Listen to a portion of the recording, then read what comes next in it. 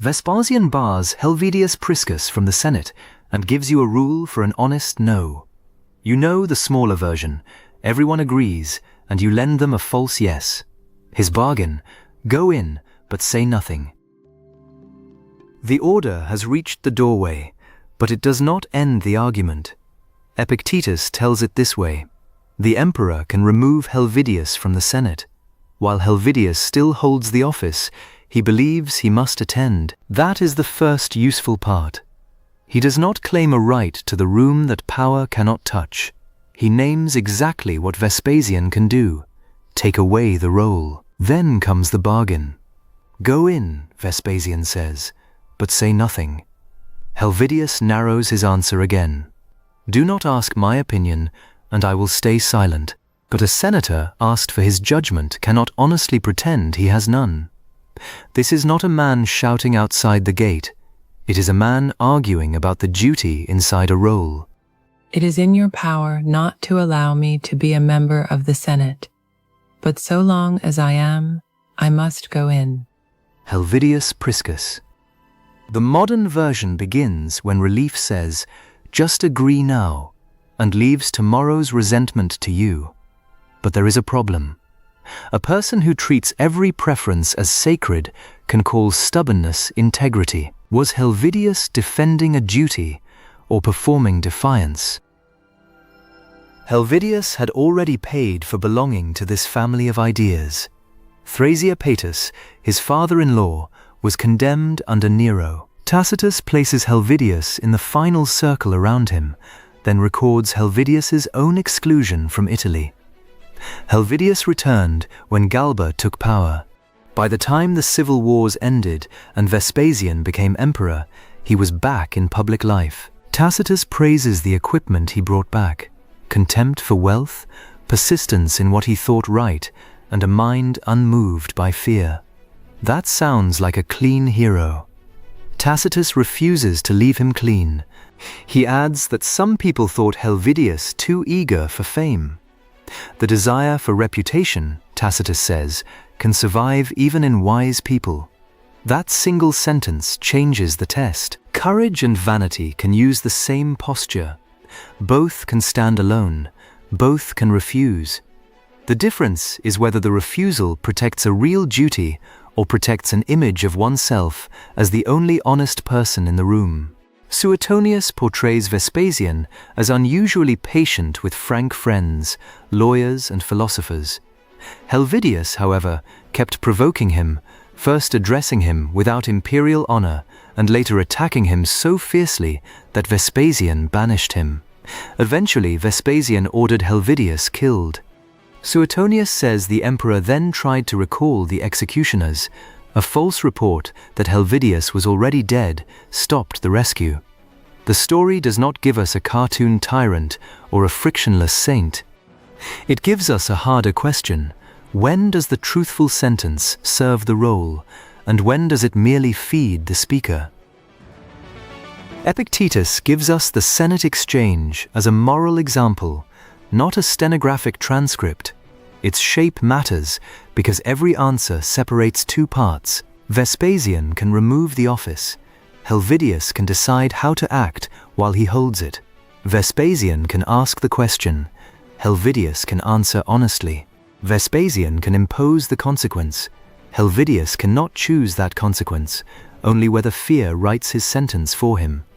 It is your part to kill. It is mine to die, but not in fear. Helvidius Priscus.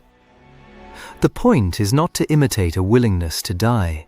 Helvidius does not claim death is good. He refuses to let the threat decide what a senator's honest judgment should be. That produces a rule more precise than speak your truth. Ask, what does this role require me not to fake? A friend does not owe agreement with every plan. An employee does not owe approval of every decision. A citizen does not owe admiration, but each role may owe clarity, evidence, timing, and proportion. The ancient example names what you must not fake. Now the harder question: how do you refuse that performance without turning honesty into aggression? Start with the table from the hook. A friend tells a funny story about someone who is not there. The details shift. Everyone laughs. You know the version is unfair, but correcting it risks making the whole table go quiet. The false yes is not only saying exactly, it is laughing, adding a detail, or letting your name become evidence that the story was fair. This is where Helvidius's sharp answer needs improving for ordinary life. Use the minimum truthful sentence. Do not add an insult, diagnose the other person, or turn one boundary into a verdict on their character. Say, "That is not how I remember it. Leave me out of that version." Then stop. You have not called anyone a liar. You have not demanded that the group agree with you. You have refused to lend them your false yes. Power can want more than compliance.